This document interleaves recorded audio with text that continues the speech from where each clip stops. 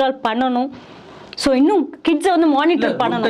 Bad touch எல்லாம் சொல்லி தரோம், ஆனா அதே மாதிரி சொல்லி கொடுக்குற ஆசிரியர்களை தவறு செய்யறது. சரி, நீங்க என்ன டச்சை வேணா சொல்லி கொடுங்களேன், என்ன டச்சா வேணா சொல்லி கொடு. அந்த காம உணர்வுன்றது அந்த ஆசிரியர்களுக்கு வரும்போது சட்டத்திட்டம் மேல பயம் இல்லாததுனால அந்த குழந்தைங்க வீட்டில் போய் சொல்ல மாட்டாங்கன்ற தைரியம் தானே. ஸோ அங்கே ப்ரைவேட் இன்டர்நேஷ்னல் ஸ்கூல்ஸில் மட்டும் தான் கேமரா இருக்கணுமா? ஏன் கவர்மெண்ட் ஸ்கூலில் இருக்கக்கூடாதா? இல்லை ப்ரைவேட் ஸ்கூல்ஸில் இருக்கக்கூடாதா?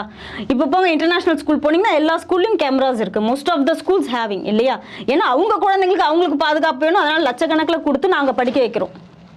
ஏன்னா எங்கள் குழந்தைங்களுக்கு பாதுகாப்பு வேணுன்றதும் எல்லாராலும் அப்படி லட்சக்கணக்கில் கொடுக்க முடியாது இல்லையா? எல்லா ஸ்கூல்லையுமே 100% கவர்மெண்ட் நம்ம தமிழ்நாடு அரசு கண்டிப்பாக வந்து கேமரா வந்து பொருத்துவாங்க. இன்னும் ஆசிரியர்களுக்கான பாலிசியில் சட்டத்திட்டங்களை இன்னும் கடுமையாக்கணும்னு தான் எங்களோட கோரிக்கை.